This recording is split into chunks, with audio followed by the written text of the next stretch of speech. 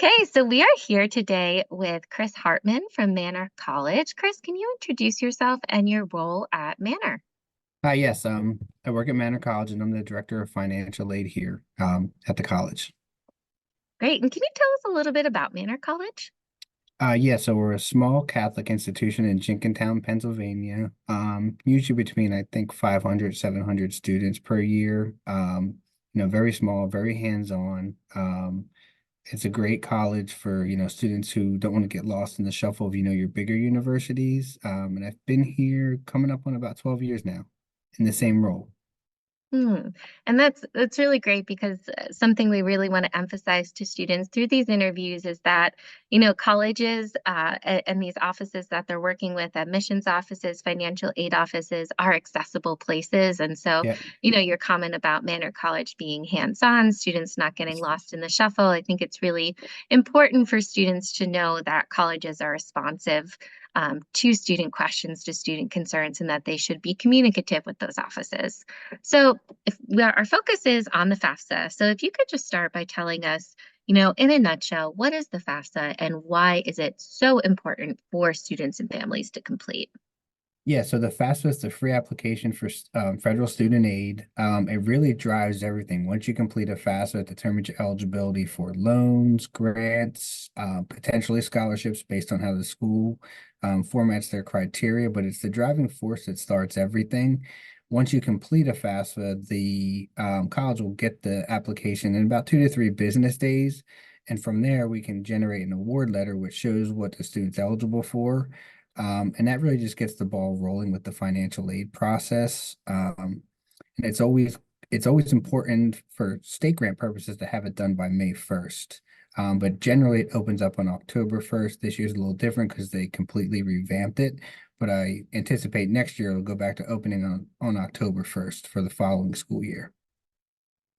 That's a really important point, especially for high school seniors who are completing the form this year, January 1st, to know that, okay, next year, going back to October 1st to keep an eye out. So you said the FAFSA, and then that financial aid award letter will let students know what they're eligible for. Could you talk a little bit more about that? What are some of those things students might be eligible for? Yeah, so there's the first thing is the federal Stafford loans. There's two federal Stafford loans. There's the unsubsidized Stafford loan and the subsidized Stafford loan. The unsubsidized loan means it is accruing interest while you're in school. And then the subsidized loan, the Department of Education is handling the interest while you're in school. And those are deferred until 6 months after you graduate or stop attending. That's the first thing that you're eligible for based off your FAFSA. The next thing may be a federal Pell Grant. It used to go off what's called an EFC number, expected family contribution, and what that number would generate. It's basically based off family income, household size, and you would get an EFC number, which to determine are you eligible for the Pell Grant. Usually, if it comes out between 0 and 6,000 or so, you're eligible for some kind of federal Pell Grant, which you don't have to pay back. Also, being Pennsylvania residents, once you complete your FAFSA, they're going to send that to FIA. FIA is the state grant, and then you would go in and complete that application as well. You can, in prior years, you can usually do it the same day you do your FAFSA. Um, so those are the three main things that generate off the FAFSA as far as federal and state aid. Then, almost all colleges have some kind of merit-based scholarship, which may be based off your, SATs, your high school GPA, things like that. But that'll all be on the award letter. And then at Manor, like I said, we're a small school, so we recommend coming in, sitting down with myself or one of the counselors so we can go over everything and really give you an idea what you're looking at, especially we have a lot of first generation students, so it may be a little confusing and a little scary for them, their first go around. But once you come into the office, I think that really helps students and families feel much more comfortable about the financial aid process.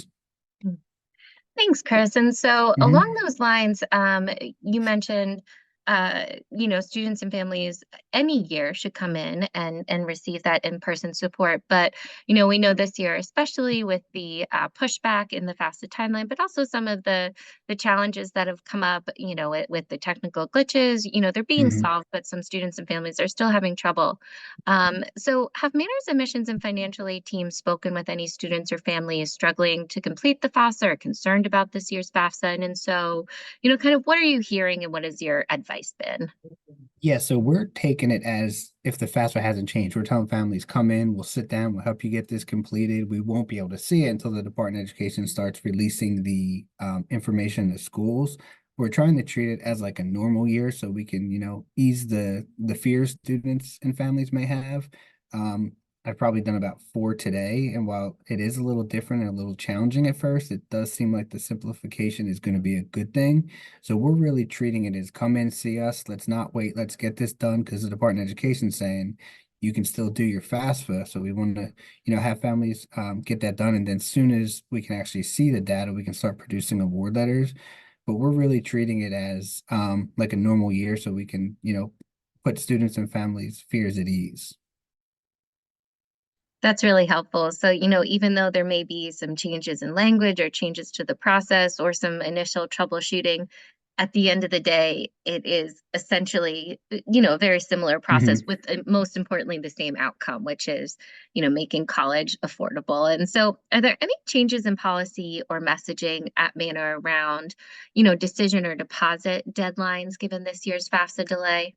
No, so unlike most schools, or I don't want to say unlike most schools, but we're rolling admissions, so there's no real deadline for us. So I think that helps in a way, where I'm seeing, some schools push their deadlines back to June 1st, July 1st. So we don't have any changes in policy because it doesn't affect us too much. And that's why, we're just treating it as like a normal year with the FAFSA so we can get these done for students. So as soon as the data is ready to go, we can start producing award letters for them. And so, with rolling admission schools, can you talk us through what a student and family should be considering in terms of timeline? Why is it better to still, be enrolling in college, making that decision earlier? And if so, why? Yeah, I think it's still important because not so much for the FAFSA purposes, but more for, the merit-based scholarships. At Manor, we only have, being a small school, we have a set amount of merit aid we can award. So it's really first come, first serve.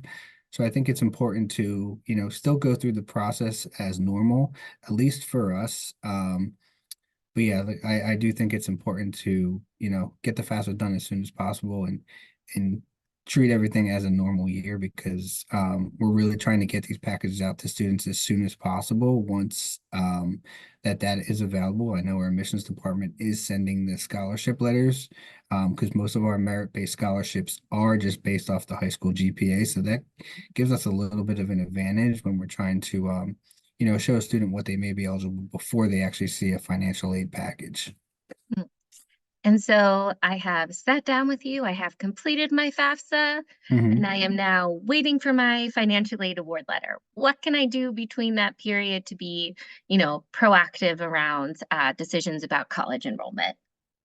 Yeah, so I think the next step would be completing what's called your master promissory note and your loan entrance counseling. The master promissory note is a promise to pay back any federal loans that you may borrow, and the loan entrance counseling just goes over what the federal loans are all about. It's like a quiz. It's not graded. It's a tutorial, lets you know what repayments like, what happens if you don't repay your loans. So I think those would be the next step, and then just really staying in contact with the financial aid office, the admissions counselor. I think it's important to look at outside scholarships in the meantime, whether that be going to fastweb.com. If you, say you work at Wawa, maybe they have something that, they could assist the students with. If a parent's company is willing to assist the student, maybe the parent can go to the HR department to see what they have as far as scholarships for the children. I think that's the most important thing is continue to look for outside resources while we're in this, waiting pattern. That's really helpful. And so finally, my financial aid award letter is Mhm. here. What should I do? So what you want to do is what we recommend, give us a call so we can go over it with you. Because you're going to accept all your free money. That's the most important thing. Then it's up to, the family. Do you want to accept your loans? Would you like to look at the payment plan options? Is there a balance due for, say, tuition or room and board? And then we can give you options such as what's called a federal parent plus loan, which is a loan the parent applies for through the Department of Education. If they're approved, they would also complete a master promissory note as a promise to pay that loan back. And they can take that loan out for their child to cover any expenses they may have. There's also what's called alternative loans, which are through like a bigger entity like Sally Mae to cover any gap between, say, room and board and tuition. Um, so I think that's important. And then just to really understand it is like I said, to come see us in person or give us a call, or we can do a Zoom with you.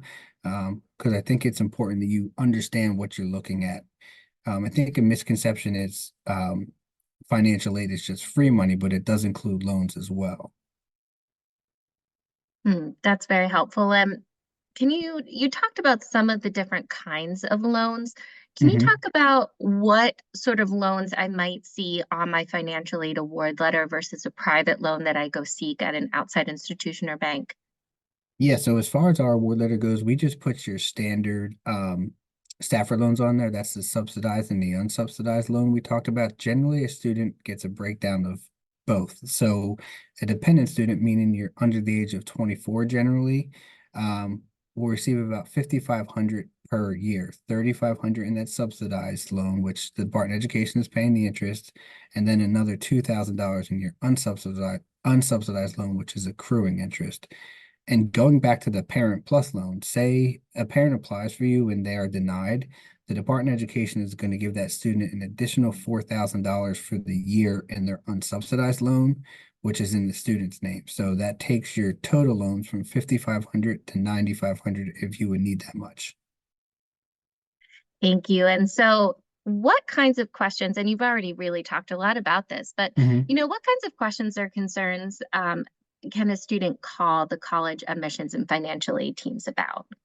I mean, you can really call with any concerns. Some of the things we run into are parents not wanting to provide their information because they think stuff is going to be in their name. So a lot of the times I'll speak to parents and, kind of put them at ease, like, hey, listen, just by providing your tax information for the FAFSA, that's putting nothing in your name. It's just how the Department of Education, works the FAFSA and how they generate what a student may be eligible for. So I think that's really some of the concerns that parents have when we meet with them and they call the financial aid office. But I think calling in, asking about any scholarships we have, because we have funding that's donated to us, and that could be for just anybody. It could be for certain major, certain GPA requirement. One good thing about Manor College is Madeline Dean gave us $1.2 million, which we're dispersing to first generation students. So that's really helping help our students reduce their loan costs and whatnot. So that's another thing. If a student's watching this video and you are thinking about going to Manor College, give us a call just so we can go over everything with you and know that we have a pool of money that we're really helping first generation students with, because a lot of our students here are first generation. Um, when you're dealing with first generation students, a lot of the times the FAFSA can be a scary thing for them, the whole financial aid process. So we're really here to put your mind at ease and really go over what the FAFSA is all about. That's really incredible. And are there any eligibility requirements students should know about with that first generation funding from Manor College? No, the only eligibility requirement is that a parent or both parents have not graduated college. Um, Wow. and that's self-reported on the FAFSA. There's a question, what's the parent's highest level of education? It's also on the Manor admissions application. So if you are answering that a parent has not graduated college, you would automatically be eligible for some kind of first generation funding.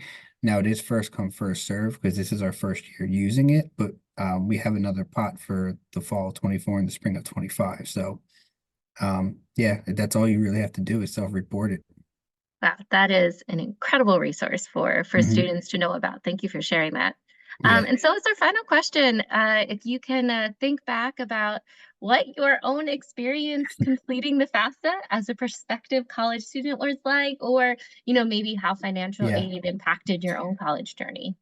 Yeah, so I was a first generation student myself. I had no idea what I was doing.